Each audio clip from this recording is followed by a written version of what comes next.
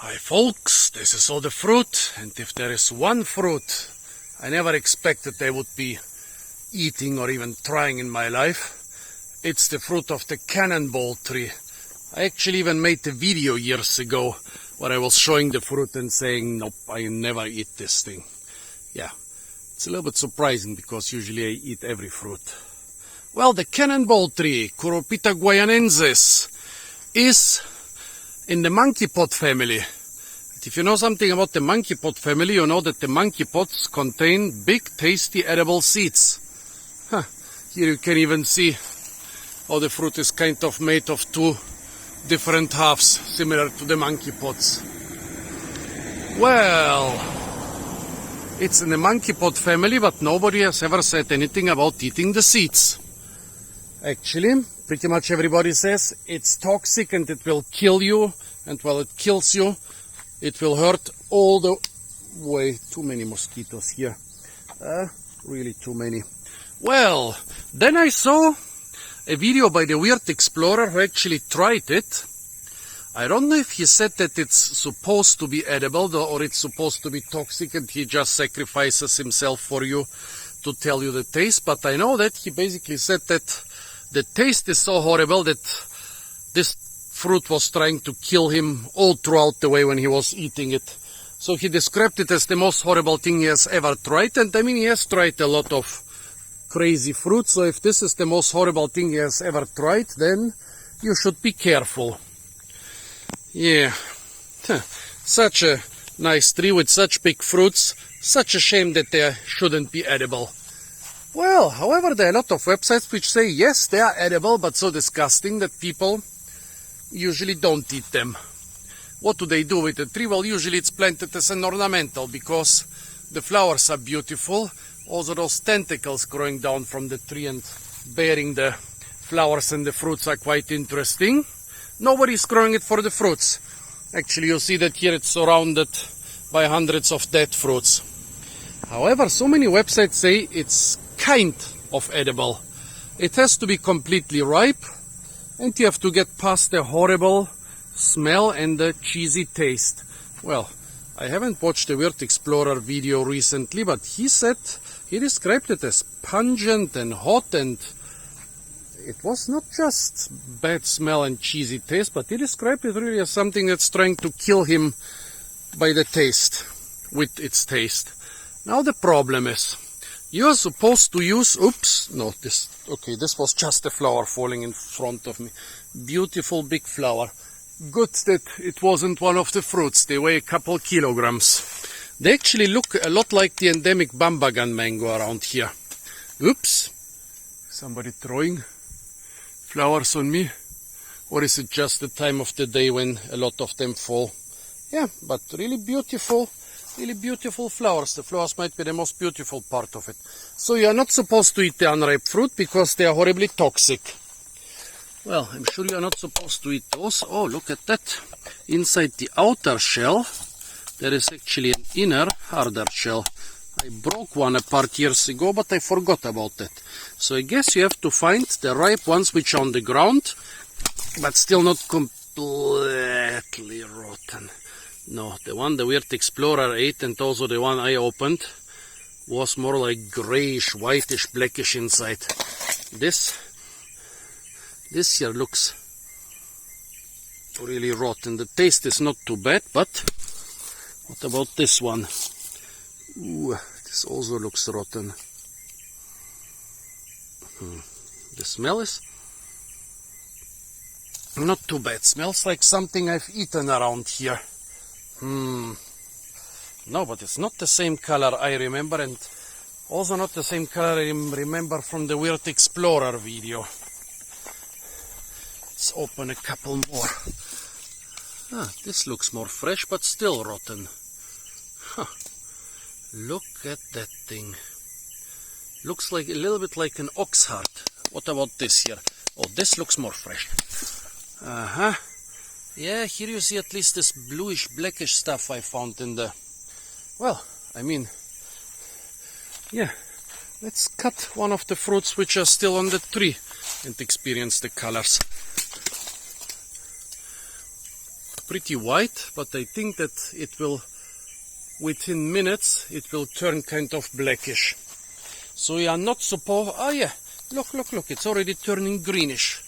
See? Wow, you can watch it getting dark. You can watch it probably oxidizing. Look at that, it's turning a poisonous green color and... The smell is actually not too bad. Fruity, a little bit floral. Nah, the smell is not too bad, but the color, let's come back to the color a little bit later. It already turned quite a bright green. Also the other fruits I cut open, changing color. I wonder if I smear myself with this fruit, if the mosquitoes will leave me alone. So what we have to find the fruit that's... Now, I decided I will try this stuff today. I'll have to try at least one of those. At least the parang is of decent quality. Those shells are really hard. Look at that. Here you can see the 2 halves of the fruit which is inside those shells. Well, not 2 halves, I cut it in 2 halves. No fruits around this tree, no fruits around the other tree, but here is one which has a few fruits. This stuff turning crazier and crazier colors. Which one am I gonna try, folks? I'm scared. It doesn't happen often that I'm being scared by a fruit, but it totally happens this time. But yeah, I must say, those rotting fruits, they're pretty colorful. This one looks like it just started rotting. Okay, one more and then I decide which one. No, this one looks particularly disgusting. Okay, this one. I'm sure I'm gonna regret it. It is definitely rotten, but at least it's supposed to be ripe.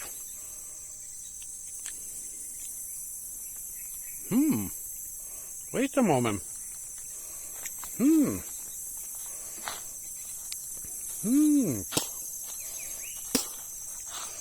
This is not too bad. Not rotten, more fermented. Fermented in a good way. It's like some nice, spicy fermented sambal. There is hotness in there. There is sourness in there. There's a plethora of flavors. The aftertaste is very hot, like a really hot chili sambal.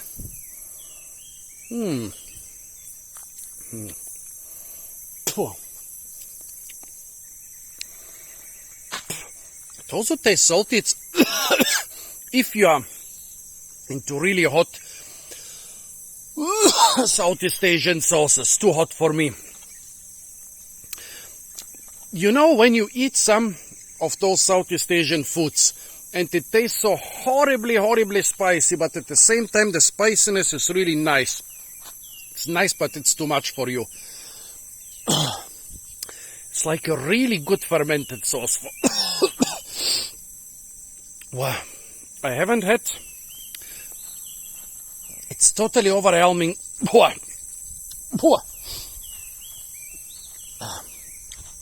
It's totally overwhelming my taste sensations, especially the aftertaste in my throat.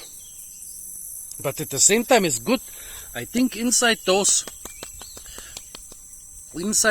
hard shells, it ferments like inside the pot. You know how when you ferment stuff like pickles, and so you usually enclose them in a pot without oxygen.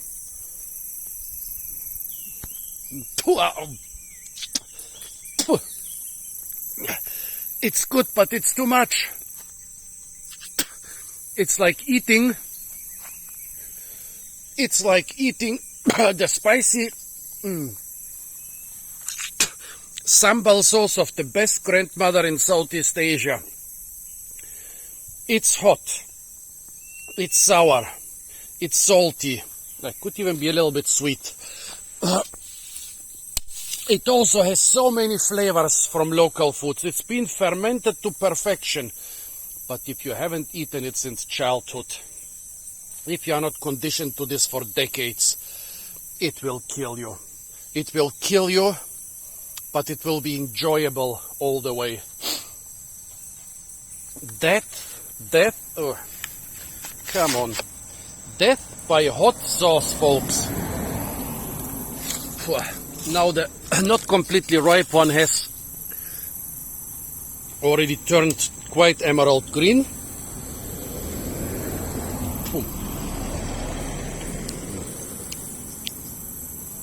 It's mostly sour and hot.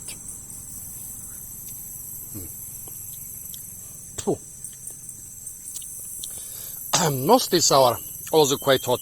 Also you can see the seeds inside, which will be the main treat in most other Lecithidaceae species. But this one was boring. Basically sour and hot. Yeah, like some spicy sauce you put in a jar for fermentation. This is the thing which you start out with. And you end up with this.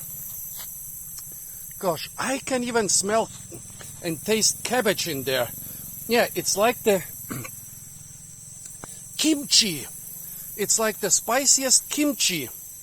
Yeah. Oh, look at the colors. No kimchi is that colorful. Yes, there is even this fermented pickle smell of cabbage or kimchi, but oh, horribly hot. Yeah, folks, so I would totally say this thing could kill you by the taste, but you will find dying pleasurable all the way. Oh, too much for me. Okay, I'm going. I saw some monkey fingers bananas over there. I will cut down the pseudostem and munch on the monkey fingers. I need it.